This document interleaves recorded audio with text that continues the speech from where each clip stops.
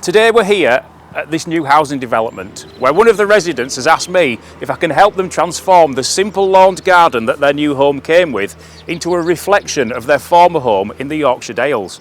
So having chatted with Lynn and her husband Jim about what it was that they wanted to have in their new garden, it became quite apparent that they really wanted to bring lots of elements of the Yorkshire Dales home that they used to have down into this modern new build housing estate. So I went away and I obviously came and sat in my office and set up the design program on my computer and cracked on and came up with this plan we have before me. It's quite a basic plan because Lynn did say that she had total faith in me and she didn't want a detailed plan with lots of specifications on. She just wanted a rough idea of how it was going to look, and then if she was happy, just crack on, Chris, and build it. So that's exactly what I did. I've done this quite basic plan.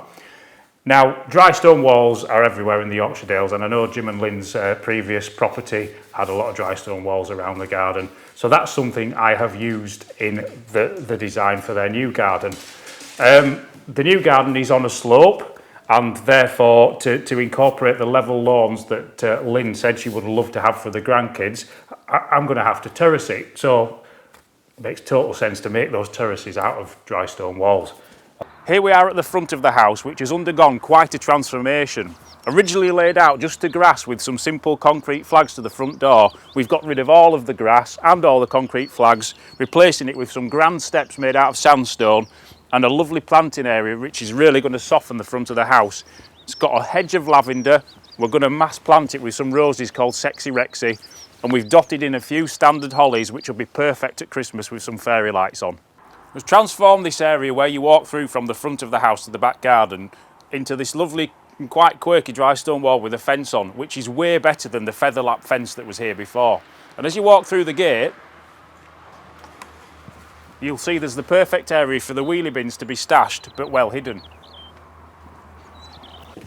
One of the challenges as a garden designer is to make sure that you use every last bit of available space within the garden when you come up with your plan. And this area at the back of the garage was a bit of a head scratcher. It's really dark, so nothing will grow here, and it was just a dead end. The brainwave was to come up with a little man cave for Jim to use for his little hideaway.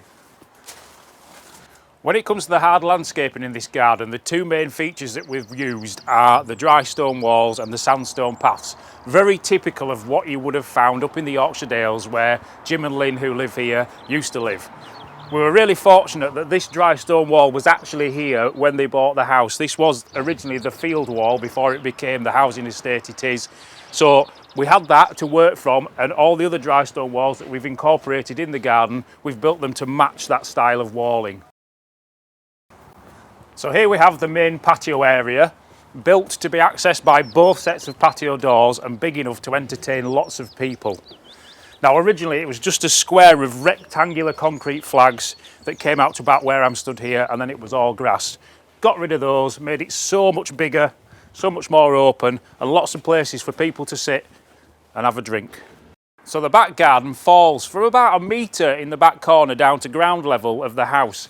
So in order to keep things nice and level and flat wherever possible, the obvious thing to do was to terrace it, and these dry stone walls have provided the perfect material in which to do so.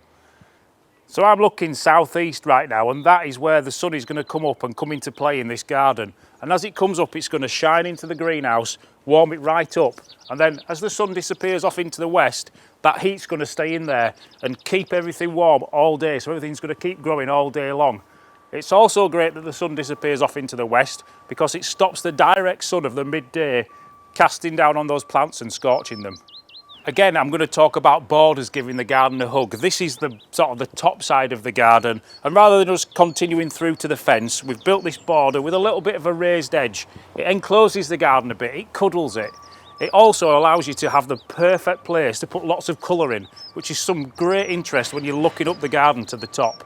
And then in the top eastern corner of the garden, well, it was rude not to create this little seating area.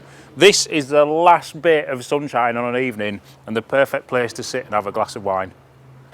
As you can see from the garden, I am just absolutely delighted. I just think it's wonderful, and definitely got a wow factor for me anyway, and for the friends that come in and look at it. And Chris has done just such a lovely job, and he's just put so much effort into it. Cheers, Chris. That just goes to show that if you buy a new house, if you move house and the garden's a little bit ordinary, just see it as a blank canvas and maybe you could deliver something like we've done here. If you like what you've seen, if you like what you're watching, if you've got any ideas or any questions, then please get in touch with us at lovegardening.com.